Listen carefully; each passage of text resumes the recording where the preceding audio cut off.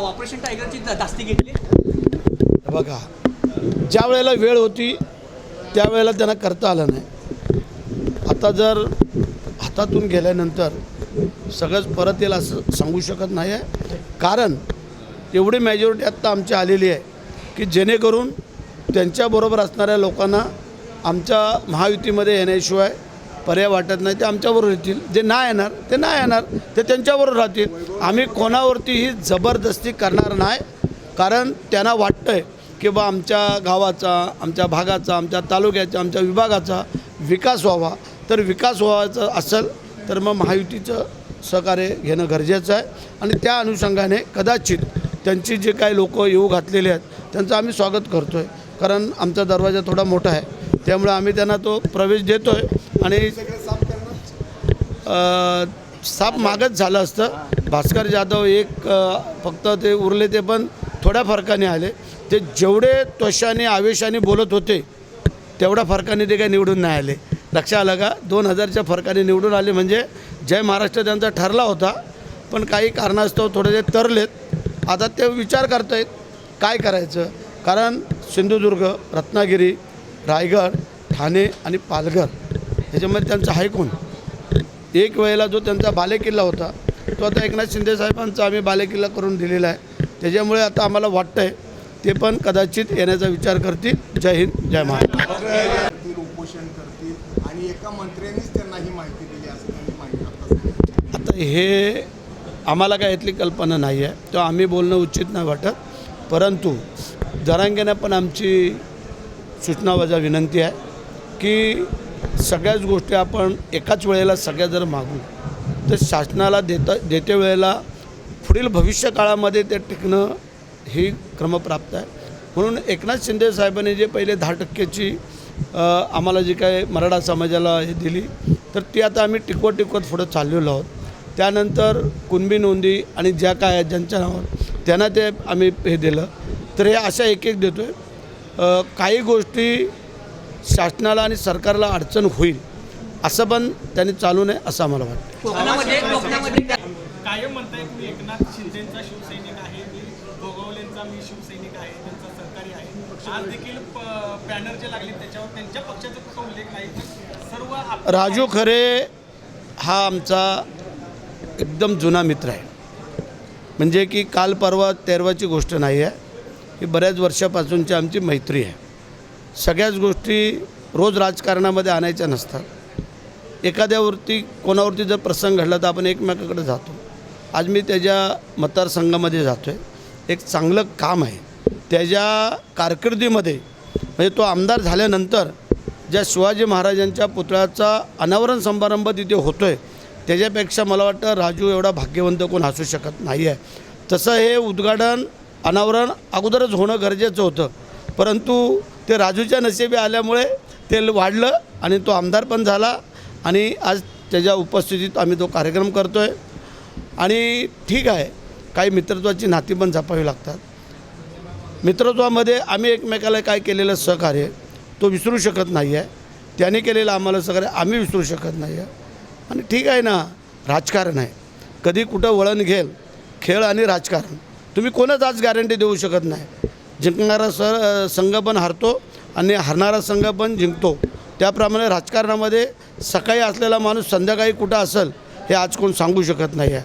आता आमचा प्रयत्न राहील की राजूच्या मतदारसंघामध्ये त्याला ताकद देण्याची, आणि त्याचा प्रयत्न राहील जर आम्ही चांगलं काम करत असेल तर आम्हाला सहकार्य करण्याची.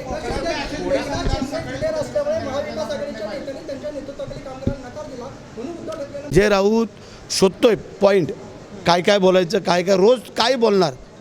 रोज डाळभात खाऊन कंटाळा येतो ना, कधीतरी तिखट पण पाहिजे ना. तसं त्याचं आहे, तो कसा असं काय ना काहीतरी शोधत असतो.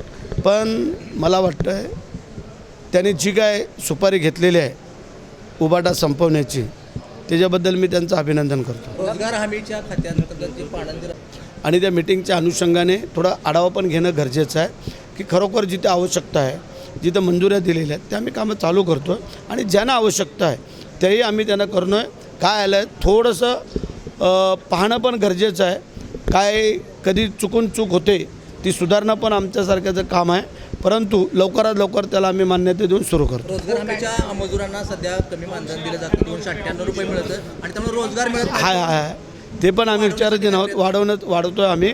आता या अर्थसंकल्प याच्यामध्ये ते होईलच, परंतु आमची पण मानसिकता आहे की बाहेर जो रोज दिला जातो तेवढा नाही, पण थोडाफार फरक ठेवून जेव्हा एखाद्या बाहेर समजा 450-500 रुपये दिला जातो, तर आमचं म्हणणं आहे की 400 रुपयाच्या जवळपास तो यावा, की जेणेकरून त्यांना जे काय आपण दिवस ठरवून दिलेले आहेत त्या दिवसामध्ये तरी त्यांना वर्षभरामध्ये जेवढी कामं मिळतील त्यामध्ये ते समाधानी राहतील, अशा प्रकारचं आमचं नियोजन चालू आहे.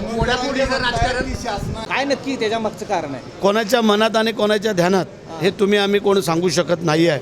वेळ येईल त्याप्रमाणे ते बोलतील आणि त्या वेळ येईल त्याप्रमाणे ते करतील. आज शिवजयंती श्रद्धांजली वाहिली.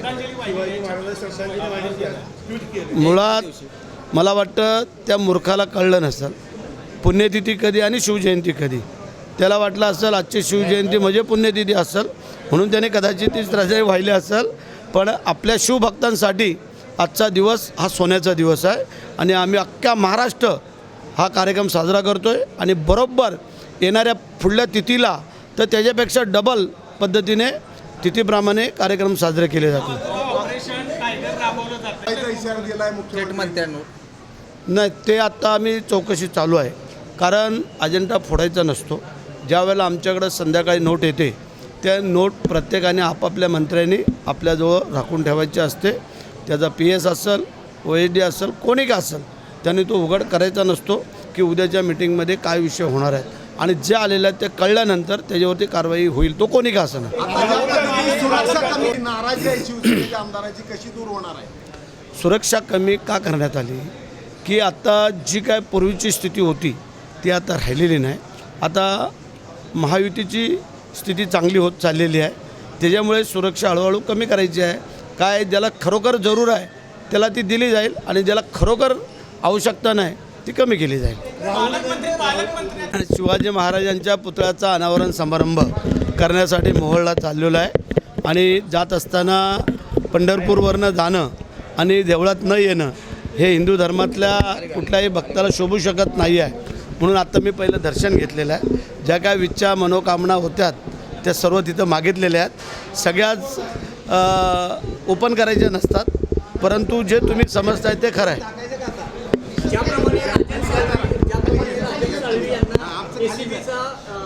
धाकधूक टाकल्यामुळे त्यांनी पक्षात प्रवेश केला, त्याचप्रमाणे वैभव नाईक सुद्धा आता प्रवेश करतील असं वाटतं ना? असा काही प्रश्न नाही आहे की धाक दाखवला ना आला. त्यांनी वस्तुस्थिती पाहिली की बाबा आता आपली पुढची जी काय काळखंड आहे आपला तो पुढं कठीण आहे, त्याच्यामुळे ते येऊ घातलेले आहेत. बाकी काय अडचण नाही.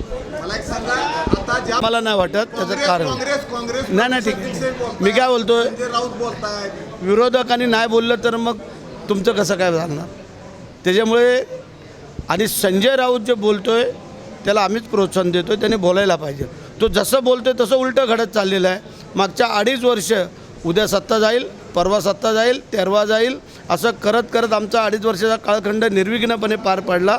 आणि नुसता काळखंड निर्विघ्न पार नाही पडला तर डबल मेजॉरिटीने आमची सत्ता आली. ज्या पद्धतीने मुख्यमंत्री नाही, ज्या पद्धतीने डान्स बारचा परत एकदा विषय सुरू झालेला आहे, डान्स बार सुरू होणार आहे. तुम्ही दोघांनी एकदम डान्स बार सुरू होणार आहे का परत, ज्या पद्धतीचा आता ज्यावेळी बंदी घातली होती? डान्स बार तसे सुरू नाही होणार. प्रश्न असा आहे की सगळा तो महाराष्ट्राच्या लोकांचा विचार करूनच आम्ही विचाराधीन आहोत की चुकीचं जे काय होईल ते आमच्या सरकारमध्ये होणार नाही, आणि चुकीचं जे काही नसेल तर त्याला पण आम्ही सहकार्य करणार. अजेंडा कोणी फोडला?